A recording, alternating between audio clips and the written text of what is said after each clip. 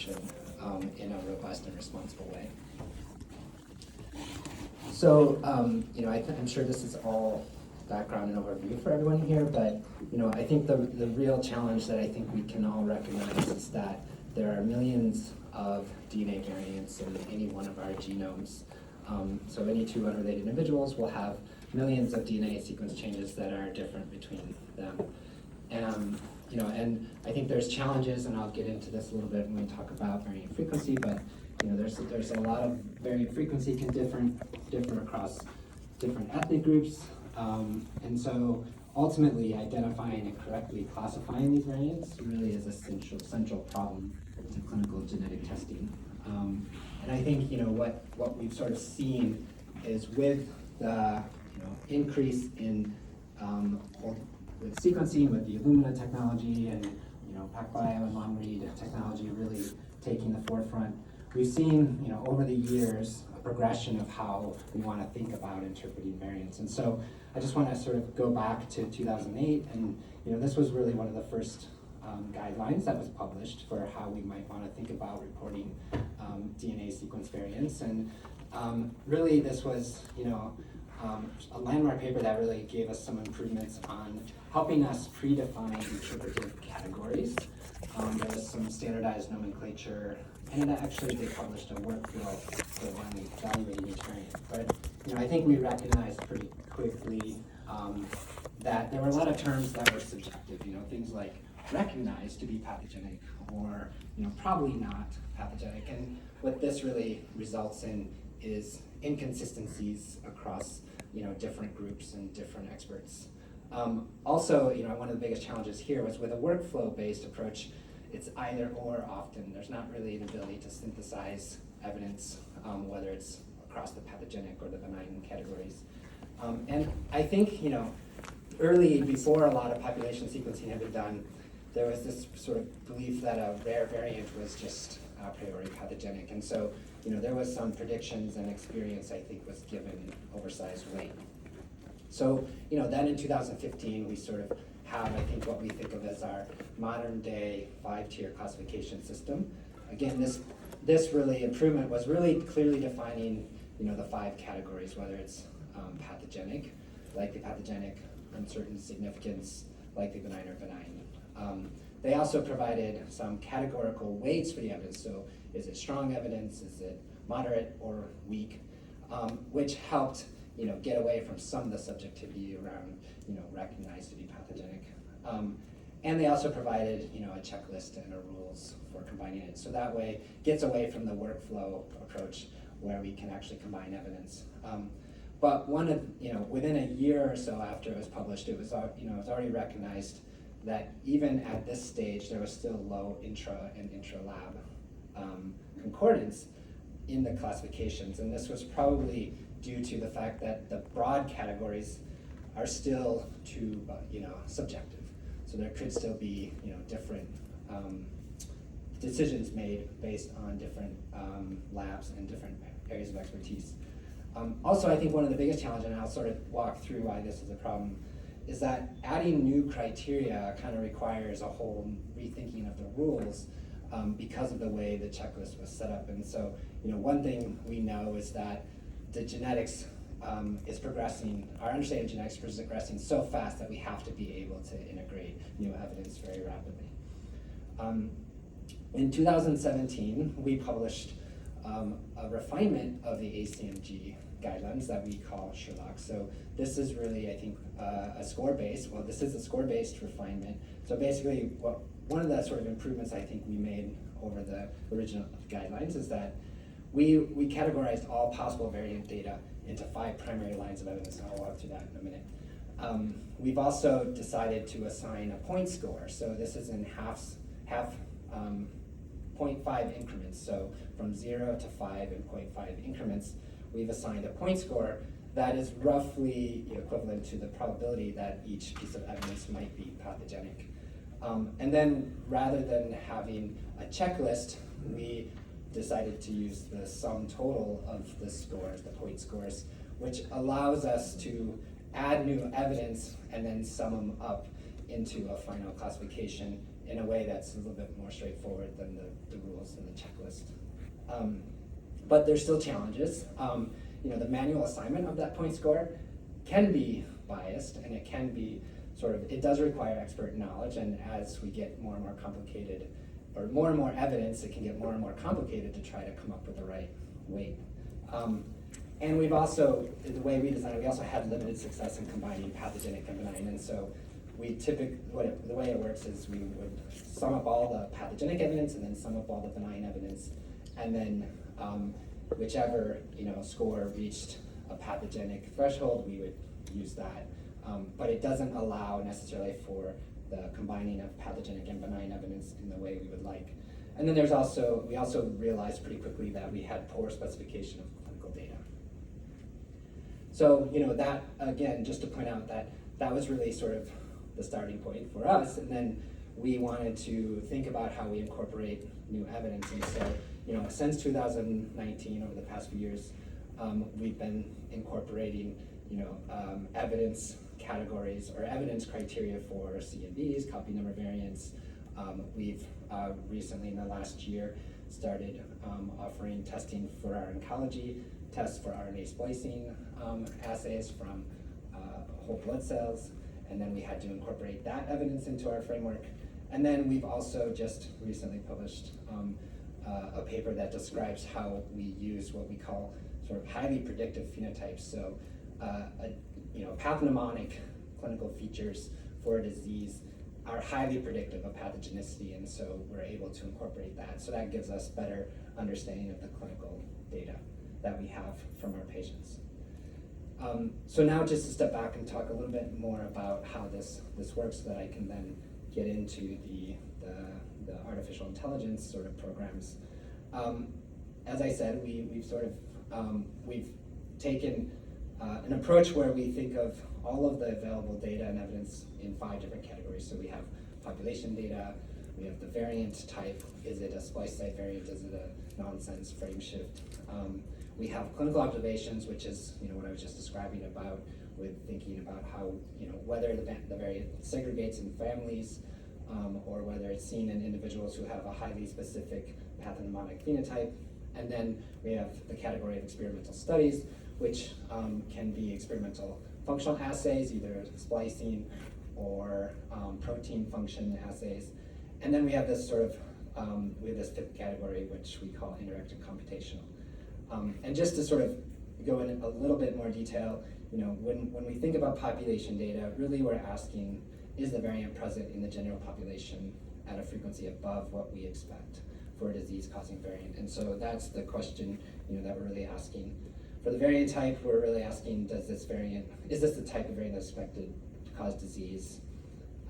Does it alter a protein sequence, or does it alter RNA degradation? For the clinical observations, we're really asking how many times has a variant been seen in affected individuals? What are their phenotypes? Is it consistent across multiple individuals? And then with experimental studies, we really want to know what the functional impact is of this variant, and does it correlate with the mechanism of disease? And then finally, we have indirect evidence, which we think of as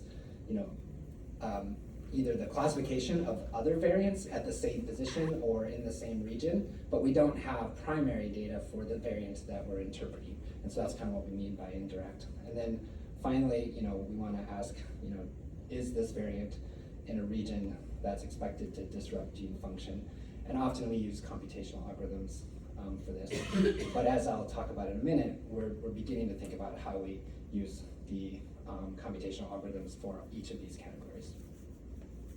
So I just want to sort of show again the 5 categories, and the way we developed SERGG was to think about, or as I said, was to add a point score for different criteria. And so the way we would do this, we would say, if the variant is at a high frequency, to just sort of use the population frequency category as an example, if the variant is above a high threshold that we predefine, then that variant would get 3 benign points, and that would be considered likely benign. We did this exercise for each category, and essentially then we can go through each category, assign the points for each evidence, and each data point, and then come up with the sum total. So that's just that's at a high level how we develop the system. One of the biggest challenges with interpretation is really trying to determine, the accuracy of variant interpretation. It's we don't really have a true set, and not, we're getting closer, I think. But we started thinking, quite a bit about how would we be able to demonstrate that our interpretation classifications are confident. And so we came up with this approach that I'm going to describe here. One of the central question we had was, if we interpret a variant as pathogenic today, what's the likelihood, or what's the, will the variant be pathogenic with new evidence, and how frequently does that happen? And so we decided we could take advantage of ClinVar in this way, where we could look for variants that, for example, like if we go back to 2020, we can look in ClinVar and see that there's a variant that we classified as pathogenic or benign, so that's shown by the arrows here. But there were other labs that had submitted of the US. Then we can go and ask each year after, is there a new classification from another lab? And this is kind of what we're calling prospective concordance. And so what we found when we did this analysis is that, we're building these variants over time, but in our first analysis, we were able to identify 600 variants that met this criteria. And we found that our ability to, correctly classify a variant at an earlier date that's confirmed later was greater than 99%. And so, this exceeds what the current recommendations are for ACMG, where they recommend that a likely pathogenic classification should be greater than 90 or 95%. But I think importantly for us, this is a useful metric for us to continue to evaluate. And it's also really useful where if we're adding new evidence categories, or evidence criteria, like we did with the diagnostic, the diagnostic phenotypes, we can ask, by adding that, do we see a continued concordance at this level, or do we see a reduction in the concordance? And if it's reduction, then we might not have weighted properly, or it may not be as predictive as we had thought. So that's kind of how we're using this metric.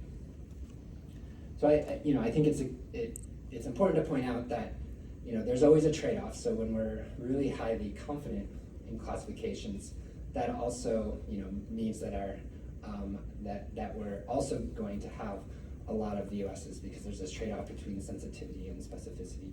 And so, what we recognize is that when we look at, all of our NV type patients, today we see that there's still about 35% of the patients still have an uncertain finding. And when we look at it more carefully, we realize that, really the biggest challenges we have are at the missense and the splicing variant level. And so this can also help us identify ways to now improve our interpretation and improve the results for patients by figuring out ways to really better resolve these missense and splicing variants. And so I'll talk about some of the ways we've done that. Okay, so now I'm going to switch gears a little bit and just give a brief overview. My background is I'm a molecular geneticist, but I've really realized the importance of the data science and the artificial intelligence, and so I'm really excited to be supporting a team and working with a team of data scientists and software engineers, because I think this is really a great opportunity for us to improve genetics through a combination of molecular and clinical genetics and data science and AI. One thing I want to just highlight is that I think we've really seen an acceleration of the growth in large-scale genetic data. This has been happening for 10 years, but I think in the last 2 years specifically, we've just seen a really prolific growth in this type of data. And so here I'm just sort of highlighting, for the DNA sequencing, data, we now have access to over 1 million plus individuals. The challenge with this is that it's spread over multiple databases, and it's also, some of these databases we can't access, some we can. And so, it's not as straightforward as it was when we had 1,000 genomes, or we had just one population frequency database that we could look at and say, okay, this variant is benign or this variant is pathogenic. Now, our teams of scientists have to go and look at all of these databases separately. So that's a real challenge, and then they have to synthesize it. We've also really seen recently there was a recent publication from Ensemble in Europe, where they used the Google DeepMind deep learning algorithms to generate almost 1 million protein structures based on structural data. This is really important and exciting, and it's useful for interpretation, but in the way that we used to do interpretation, to just look, to be able to look at this structure and say this variant is going to impact protein is really virtually impossible. So instead, we need to think about other ways to use this data. There's also been this GTEx data set that's available, which has whole transcriptome sequencing across 54 tissues from 838 donors. Again, this is really valuable and rich data for what we want to do, but to have someone go in and variant by variant and ask how this impacts that is really challenging. And then finally, we're also seeing, there's a consortium called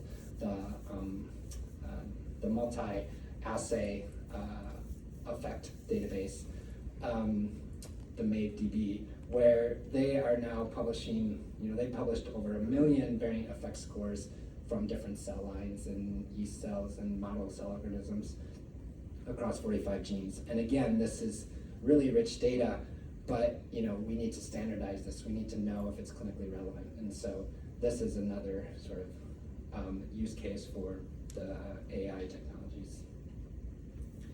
So just to sort of at a very high level, like I said, machine learning is really ideal for this complex data. And so just to sort of highlight the process that we go through, and that most companies who are using machine learning processes, the first is we want to identify the relevant data sets, and so I just gave you some examples of those.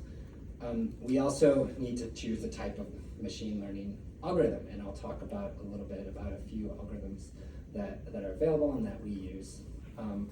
The next step is you need to now model that data, and there's different approaches for modeling that data, and that's based on the chosen algorithm that you use.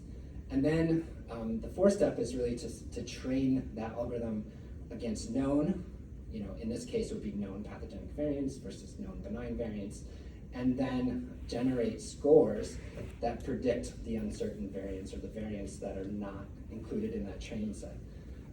And so that really is the process. The advantages of the machine learning process is that it can synthesize large amounts of data, and it can do this across multiple sources, and it generates it in a single score or prediction, which is much more useful in an interpretation framework that I just described. It can also find patterns and insights in the data that we wouldn't be able to find, that humans and scientists may not see. The disadvantages is that it requires large amounts of data, and it requires these known variants of pathogenicity or benign, and these are what we call labels. And then, you can do it with limited data and labels, but then the predictions tend to be susceptible to biases, that we see in all type of, whether it's the Google algorithms or any of, Facebook algorithms. We can see predictions that are biased, and so we see that as well. And then I think one of the other challenges that, as a clinical geneticist, I sort of don't like to have with these is that it's a black box. We can't interpret. So if the answer is pathogenic, but we think it's VUS, we can't interrogate any one of these specific algorithms and ask why did it tell you it was pathogenic, or why might it be wrong. And so any one of these machine algorithms is really hard to interpret. So those are sort of disadvantages. I just want to sort of back up and say, I think we're all using machine learning every day. Before I came to visit from San Francisco, I was looking to see if it was going to rain. I'm not used to rain in California, so I tried to determine if I needed to bring my umbrella. Looked like I didn't need to, and I think so far it looks like a pretty good prediction. Yesterday I had to come from the airport, and I was looked like it was going to be a 30-minute drive, but turns out traffic was much worse, and the Lyft driver decided to take another route, and it ended up being an hour and 20 minutes. And so that prediction was pretty bad. And then also I don't know if you're like me, but my bank tends to be ultra sensitive on any of these fraud alerts, and it's like they're constantly sending me these texts, and it's like, yes, I made this transaction, and it's like they see I'm in Asheville, and they're like, did you go to this restaurant? I'm like, yes. But they'd rather have it be highly sensitive. But then this is also an example where if we say yes, then hopefully the machine learning algorithms will learn. And I think what I want to kind of highlight here is that there's different sort of levels of accuracy I think that we depend on. When it comes to clinical interpretation, the accuracy has to be greater than 99%. I mean, that's what I was just describing. And so, we don't have quite as much of a flexibility to sort of put something out there and say, this is, going to help, because we really, can't be wrong. And so that's kind of the difference between, how we think about it from the clinical interpretation perspective. And I'll talk about how we address that soon.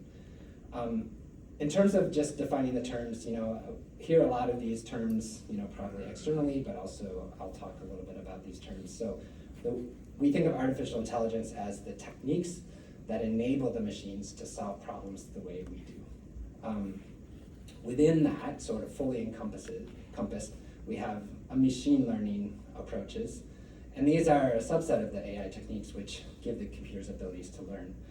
We know within machine learning there can be sort of three types of learning. There can be supervised, semi-supervised, and unsupervised.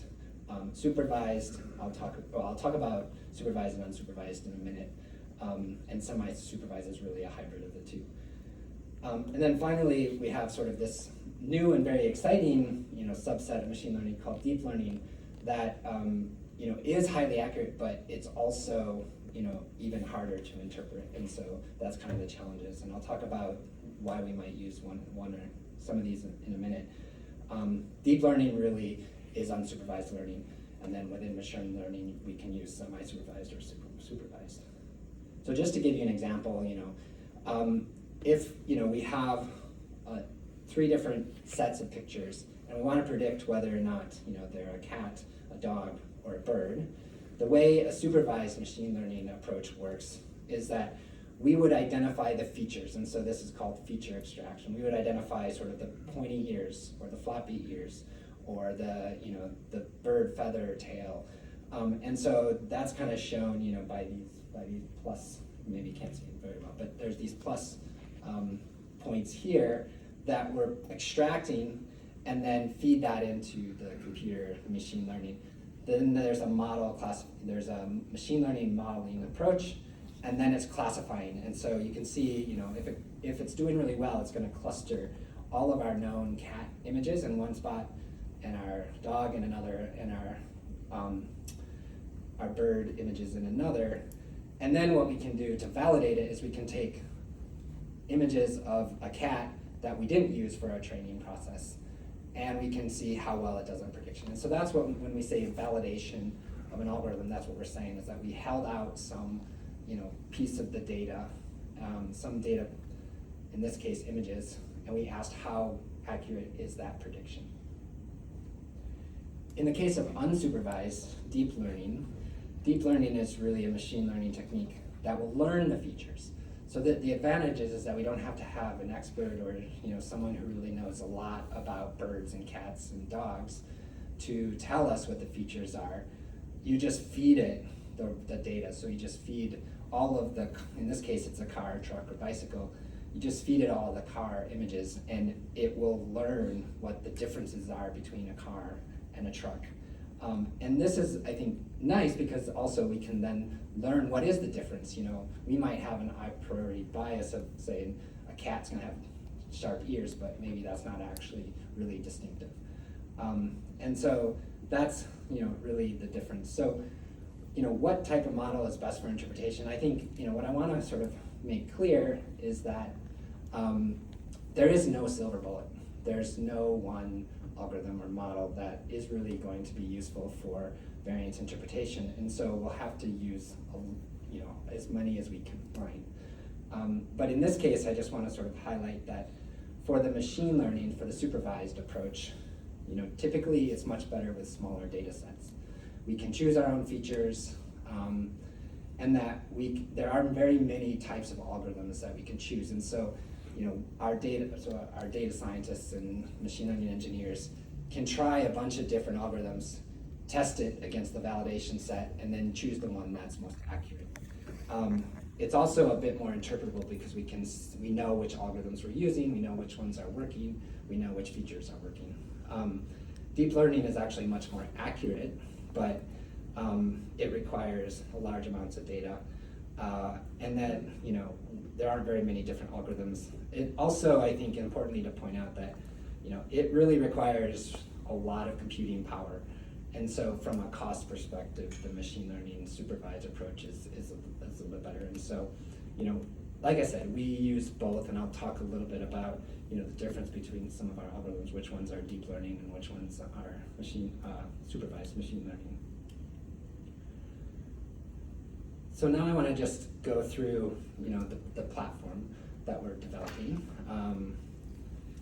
And so as just to sort of, I guess to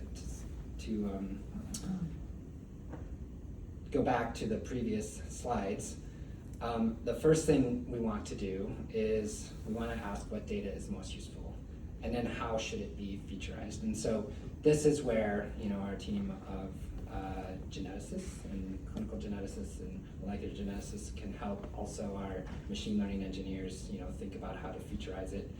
We'll take that data, we input it, and then at that point we need to think about what machine learning algorithm is best. We need to be curating as many of these pathogenic and benign labels for training as possible, and then we train the models, and then we get a prediction score. And when we get these prediction scores, we validate it against a holdout set, as I described earlier, but we're also testing these predictions against the prospective concordance that I described earlier. And so this kind of, there's a challenge when you have limited, labels, or you have limited known variants, because we have to use as many as we can for training, and then you have to hold out some for validation. And so validation, at times with this holdout can result in biases. And so to protect against that, we also want to be testing against, variants that right now nobody knows if it's uncertain or not. And so that's how we kind of protect against these biases. So we want to be doing both. Okay, so to just, highlight, where we're looking to integrate and develop these models. To highlight again, we have the 5 categories that I described that really has central questions that we're trying to answer. And then for each line of evidence, we've originally in 2017 we developed, criteria that could be manually reviewed and placed by our scientists. We're working to now replace that, or to augment that with these machine learning algorithms in each of these categories. And so, in the population data, we can take those million plus, individuals that have been sequenced that I talked about from multiple databases. We can feed that into the algorithms, and then we can get out a score so that someone doesn't have to go and look at each of those databases. We also, through the deep learning approaches, and I'll talk about sort of these 3 algorithms, in more detail in the next few slides. But just want to highlight that we also can look for sequences in the genome that are predicted to impact splicing if they're mutated. So this is what Splice AI is really good for. We also have natural language processing. So NLP is another type of AI technology.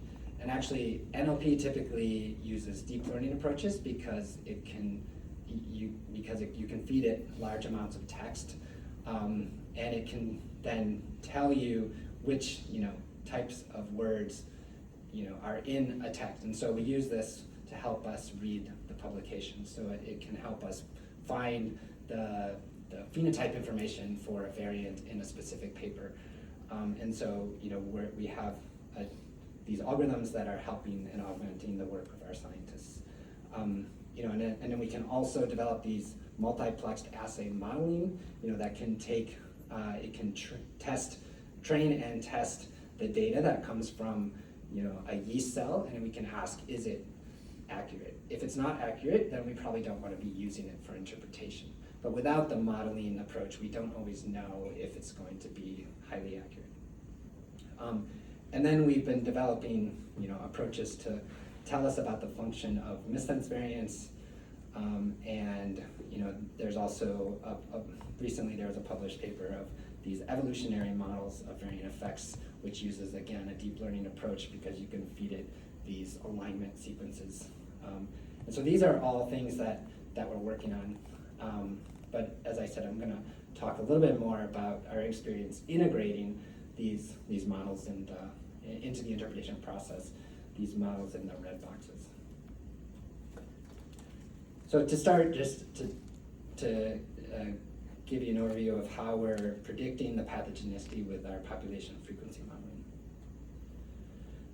So using, in addition to, as I said, these databases being sort of dispersed, there's also several factors that can impact the threshold at which a variant is too frequent in the population to be cause of disease. And often the data for these factors is often limited and highly variable. And so, one of the obvious, so penetrance, if it can be difficult to measure accurately, and it's often available, and it can vary from variant to variant, not just within the gene. The current, the current criteria that the ACMG guidelines proposes and the current criteria that we have in Sherlock really are just sort of blunt instruments that say, if the gene and disease is recessive or dominant, we'll have two different thresholds, but it doesn't take into account the penetrance of the genes and diseases. They also don't take into account the age of onset because it's rarely a single value, it's often a range, and it's hard to develop a rule or a heuristic around this. We also know that severity, so the more severe the disease, the less likely you'll see it in a population frequency database. And then finally, the prevalence of disease, can tell us a lot about what the population frequency should be, but we often don't have that information, and it can vary a lot from one ancestry group to another. And because most of our data is, in European populations, we often don't have good data on the other groups. So, what we did internally was we featurized 24 different variant properties that were available in the NOMAD, the database, and this includes things like the allele frequencies, the confidence intervals of the frequencies. So they can the confidence can vary depending on the quality of the variant calling. We took into account gene length. There's also a few different values that NOMAD provides, like the PLI values. We took a few other features. We fed that into the machine learning approach. And then at the end, we ended up with prediction scores. So I just want to highlight in the next few slides kind of some of the learnings and I think consistencies with what we would expect, which tells us that we're on the right track with the modeling in this approach. What we know is that, as I said, one of the fundamental concepts of the current guidelines and the way we work with the Sherlock evidence criteria is that there is a known difference between recessive and dominant variants in the allele frequencies. And this is because carriers of recessive pathogenic variants are not affected, and so you typically see a higher frequency of pathogenic variants. What's really, I think, exciting and important to note is that if we plot the frequency, so the probability of pathogenicity is the score shown here on the left, and this goes from low probability to high, and then the frequency from like 0 or rare to common. What we see are two different distributions, which is consistent with what we would expect. So for EYS, which is a recessive condition, retinitis pigmentosa, we see a much higher frequency of the variant at a higher predicted pathogenicity, which is what we would expect. For FBN1 and Marfan syndrome, we see a lot lower probability at lower frequencies. And this is consistent. So, I think this helps us demonstrate that the models are working as expected. We also, I think, can see if we take two genes that have the same inheritance pattern, but different severity and penetrance and different age of onset, we can see that they also cluster differently. And so this is something that we're not taking into account in our current. And so this is one way that we can actually identify more variants that are potentially benign, because now we're taking into account different factors that were not taken account before. And then what's, I think, even more interesting, and I think we still have to figure out, what this means or how this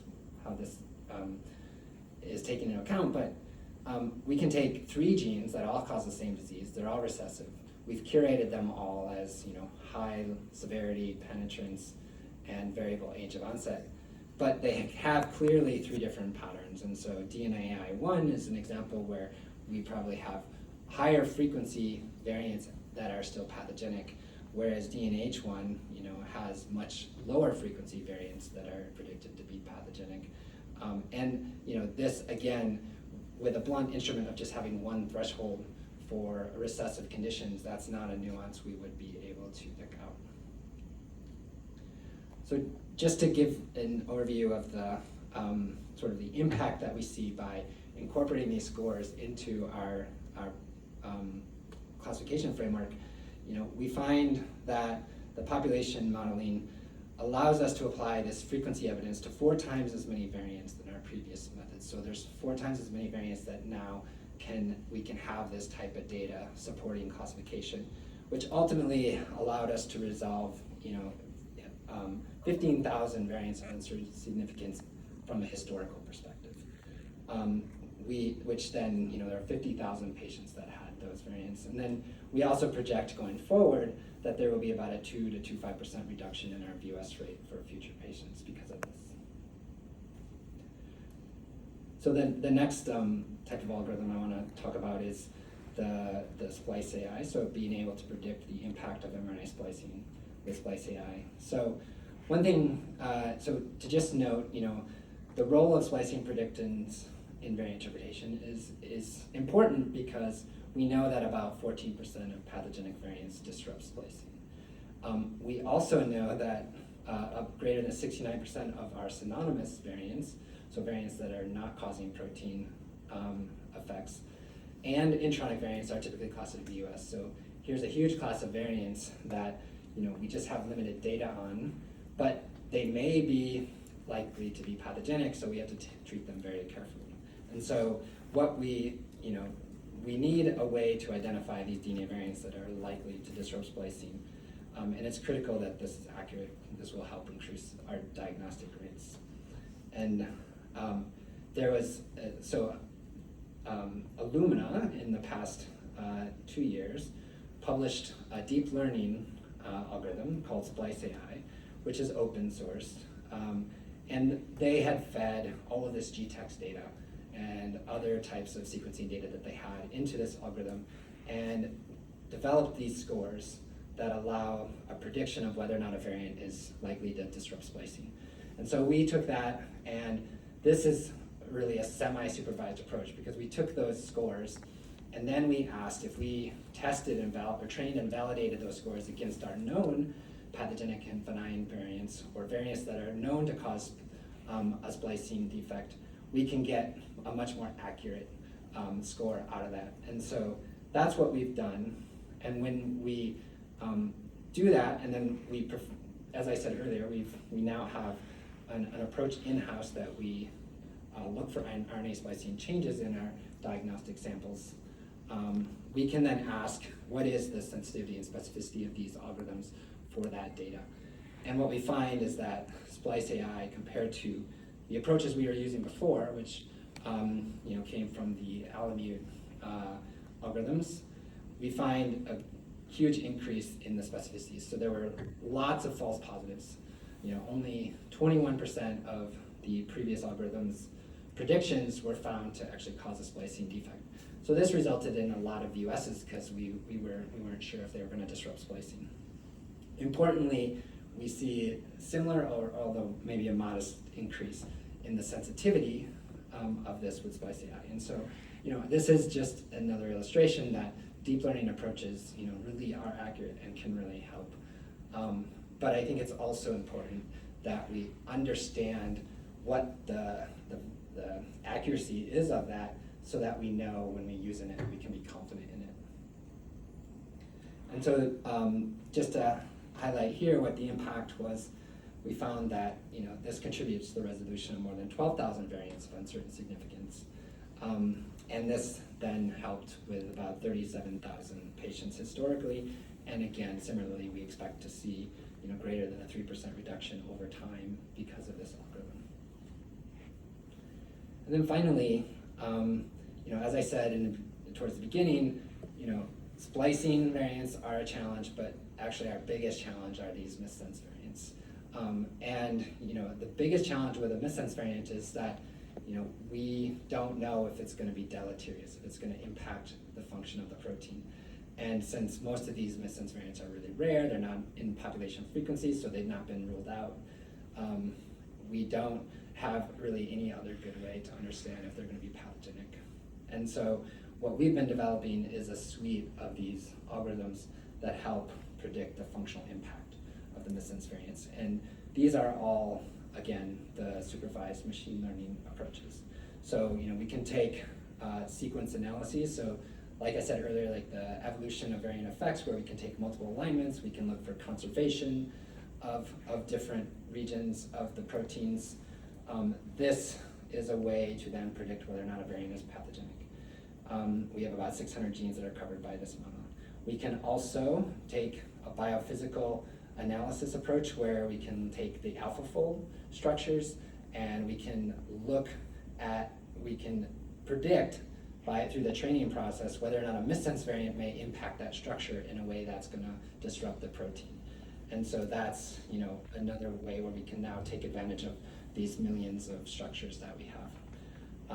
And then we also have the spatial analyses, which we look to see how different regions of the proteins interact together. So you can take these AlphaFold structures, and then through the machine learning approaches, we can identify regions that maybe interact with other regions of the proteins, and we can identify these hotspots. So we call these sort of the multi-dimensional hotspots, where we're looking for regions of protein where a variant that's present is going to disrupt the protein.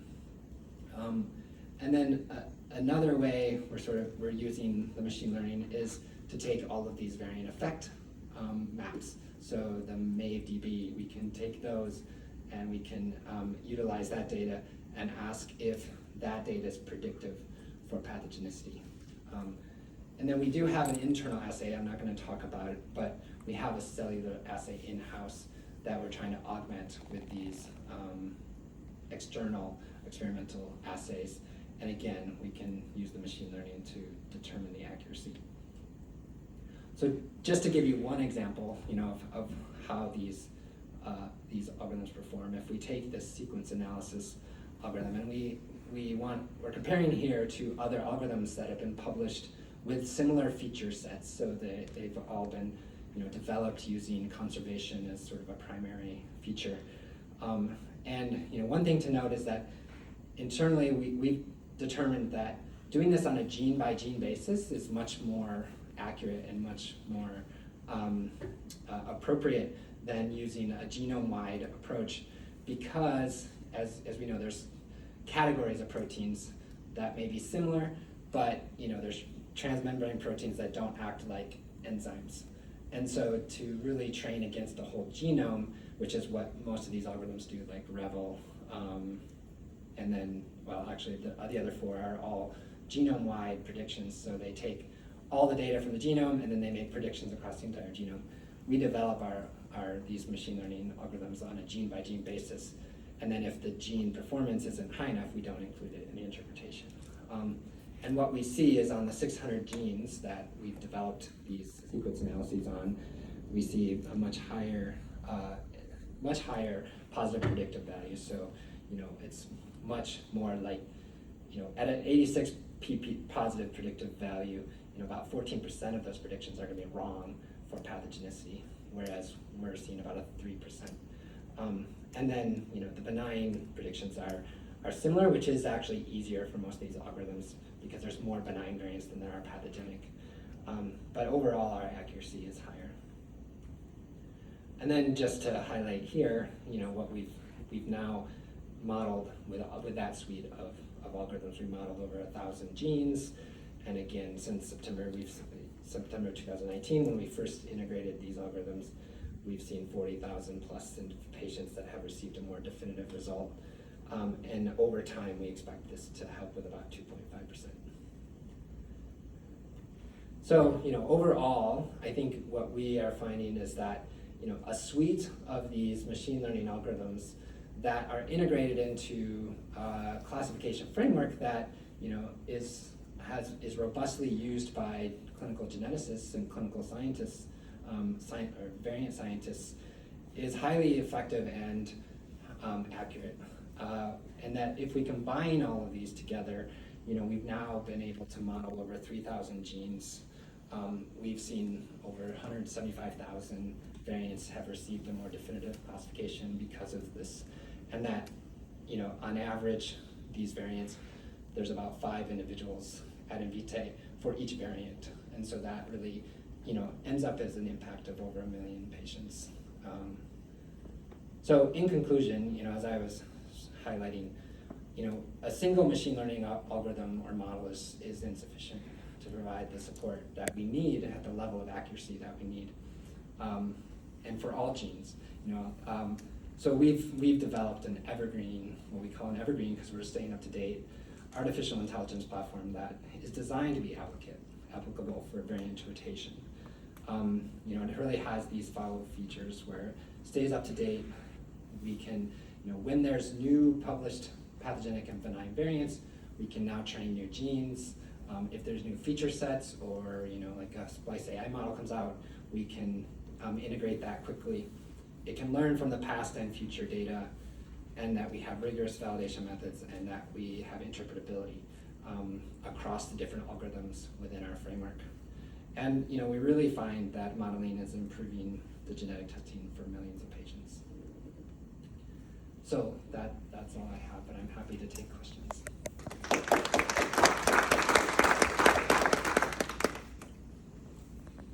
have a question. Thank you for your talk. How is the algorithm handling, for example, cases where you have an X-linked disease that is, you see that you have the males and then you have females that because of random X inactivation, some of them are going to be very sick and some are not. Yeah, so this is, I think, actually where the machine learning algorithms help, because we're going to have, we will be training against, the data that we have for pathogenic variants that are seen in females and males. And so what we do is whether the variant's in a male or a female is actually a feature. So you can feed that into the algorithm, and the algorithm will learn that for some variants and for some genes, because of the random inactivation, we'll have to probably have a higher threshold for those. And so it will give you different prediction scores than if you have a case where there's non-random inactivation. And I think it'd be really interesting, I'd really like that question because it'd be really interesting to go back and ask, is that really happening with some of these genes? And I think that's the type of questioning we want to do. And I have another question. So you say, I don't know if I understood it right, you were getting data from publications as based on variants and clinical symptoms, how they're classified, and adding them, having their algorithm, right? So if you have variants that were classified as, for example, a lot of the lysosomal disorders, they're early onset or late onset, but you have a lot of very different symptoms. So some of them are going to have several and some of them are gonna have different clinical features even within the same family. How is the algorithm gonna discriminate them? Yeah, so that's a really, I think I think the machine learning approaches can help us with that. I think for the population frequency models, we're not taking into account clinical phenotype. What we're doing is, what I was showing was just sort of the correlation of a gene that has a specific phenotype with a gene that's at a different phenotype. Now, we are developing what we think of as these clinical variant models, where we're trying to learn the variability in the phenotype for each gene. And the way we can do that is we can feed the pathogenic variants and benign variants, and we can ask, what are the phenotypes that are associated with pathogenic variants? And so that's also another approach that we can learn, like if it's highly variable or not highly variable. Again, we need, the more data we get and the more phenotype information we get from, the individuals ordering our test or from the literature, the better those algorithms get. But I think that's an example where we're often biased as, geneticists based on what people tell us or based on what, we're told in our free text. And so one way to get around that is what I was talking about with the natural language processing algorithms, where the algorithm we have an algorithm that can find a variant, so it finds the variant in text, so it finds it in the publication, and then through the algorithm can find the phenotype that's associated with that variant. And rather than have to have hundreds of people read all these papers, the algorithm can find the paper and the section, and then we have a scientist that says, yes, this is the phenotype that's associated with that variant. And by doing that with all of the published literature, we're going to get a lot more phenotype data. And so that's kind of how we're getting around some of the problems. Hopefully that answers your question. So when you were validating the classifications based on what's in ClinVar, were you only using those that had been reviewed by an expert panel, or because I see a lot of variant classification in ClinVar that really is not accurate, and also some that are from research labs, not clear. Yeah, that's a really, we've been thinking for quite a while how to use ClinVar. Yes, we use the expert panel classifications. We also required that there was concordance of the large labs. So, like if other large diagnostic labs that have a lot more data than maybe a smaller academic lab or something. But even with those, I've seen things classified as likely benign, where if you look, they're VUSs, clearly, they're not likely benign. Yeah, no, I mean, that's the challenge. I think that's the continuous challenge. There's really I don't think there's a perfect way to validate any of this. I think what we're trying to do is validate it in multiple ways. Another way to validate a lot of this data is to use orthologous data. So like we could validate the population frequency against our cellular experiments and see if they cross-validate. I think the way we designed that experiment that I talked about for the prospective performance is that we required that there were no conflicting submissions for the variant, and that it had to be consensus across the large labs, which we felt gave us the highest confidence classification in ClinVar, but by no means all of those are truly pathogenic. Not sure, I enjoyed listening to the talk. I've got lots of questions, probably not enough time to ask all of them, but the first thing is a comment, and just if I heard you right, sort of in the middle of the talk and then at the end, that 2.5% rate where you can have about 2.5% better interpreted. I don't know if I'm happy to hear that, or if I'm frustrated by that, because I understand that there's going to be obviously it's a long game and the incremental improvements that the field's going to take. But I guess my provocative question for you is where like this is what you guys are doing, right? And you're not the only one. You can walk upstairs and you can see your booth, you can see our GGC booth, PerkinElmer, and I won't name everybody, but the provocative part of this to me is it still feels like whether you're a big lab or a relatively small lab, we're all kind of, for the most part, landing in the same place right now. Yeah. Like, Yeah. as far as diagnostic rates and yields, nobody's just, this far advanced over one of the other smaller players, for example. So I guess my provocative question is, where do you see it all going? So this is the kind of work that's gonna take to move us forward, to improve our diagnostic yield and to make better sense of non-coding variants and all those kind of things. And with long read technology and other platforms coming forward, where do you see it all coming to be? Because are we all just gonna end up still competing and finding our own ways forward? Or are there better ways? Meaning, will it be that at some point Invitae keeps doing what you're doing, but some of your resources are made available and not necessarily as freely available public domain things, but resources that could help where people are essentially buying, licensing for, or other things like with other private third-party vendors that places use. So I'm just trying to understand, and I realize it's still a guess, right? If everybody knew the answer, we would say, okay, Do that. go put my sequencer on eBay, we'll let you guys do it all. But Yeah. I don't think anybody's ready to say that that's the best move either. But I guess, long-winded, I keep saying it, but where do you think it's going in that regard? Yeah, I guess there's 3 points maybe that I would make. So maybe the last question is like, how do we work together as a community, as like an entire genetics community, including, all the big labs and academic labs. And I will say it is, we're still developing this platform, and, we want to make sure that it's accurate and it's useful. But our goal is to, make the algorithms accessible, through, as we go forward.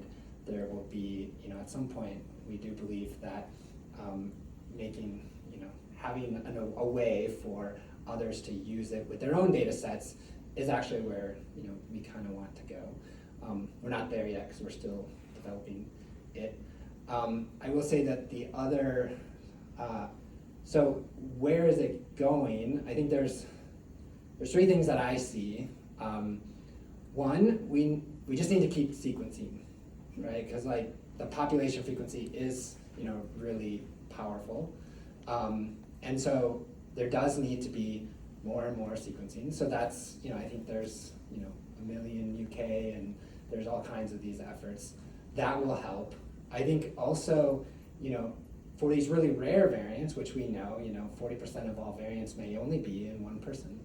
And so that's where we need the more scalable, functional experimental assays. And so, that is something that the MAVE consortium, is really working on, and we have a scalable cellular assay internally that we're trying to build out to get this data.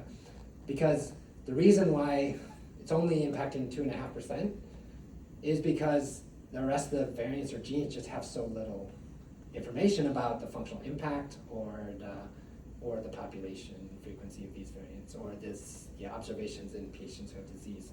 So we need to increase that data. And then third,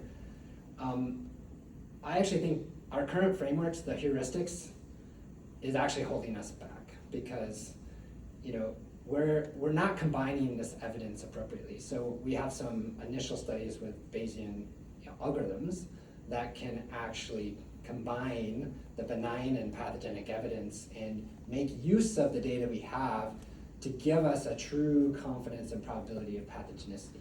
Right now, the 5-tier is very much of like, you follow these rules, but we know the rules are conservative.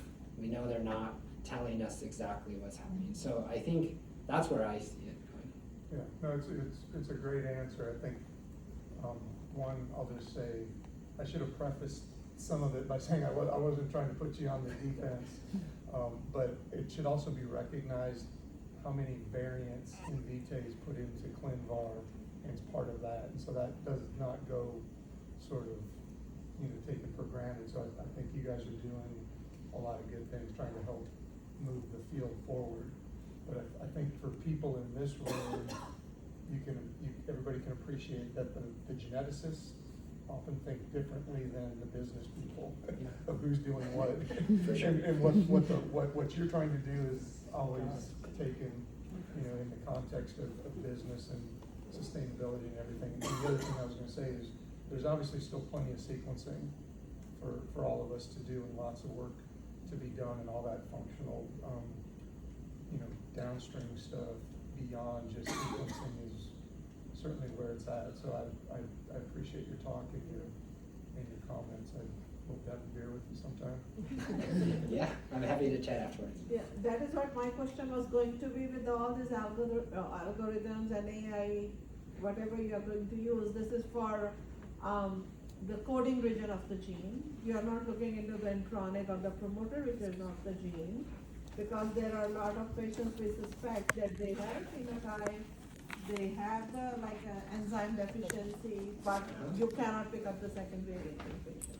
Even Dukes and MLPs, whatever you do, you cannot pick up the second variant. So there is something going on beyond the intronic and the exonic junction and the thing. Are you going to look there, or are you just picking at the? Yes, I mean, I think, the exciting thing for me about a platform like this is that when you have the infrastructure, then it's about finding the new data sets and plugging it into the algorithms, and then the challenge is often you need a validation set as well. So, I think like I said, with the Splice AI, we actually had internal splicing data so we could help validate. I think there's not a lot of functional data on promoters and regions of the protein or regions of the genome, but that's where the functional, I think academic, communities are really pushing into the 98% of the genome that we don't know anything about. And so to some extent, we have to kind of wait for that data, but we have the platform to plug it in when it's available. And this is only Mendelian disorders you are going to start with. That's where. Yeah, I mean, this is genetics, right? Yeah. It's like, wow, this is a lot of complicated stuff, and it's just germline Mendelian. I mean, I think we're looking at, this could be used for somatic, it could be used, it takes the tweaks, and it takes the sort of, and this is kind of what I'm saying, is there's no one algorithm. Even somatic, we'd have to think about, all the different types of tumors and whether or not it's causing, the tumor genesis in this versus that. We can do function, many of the functional stuff is similar between germline. So that's why I believe we need a platform that can really sort of expand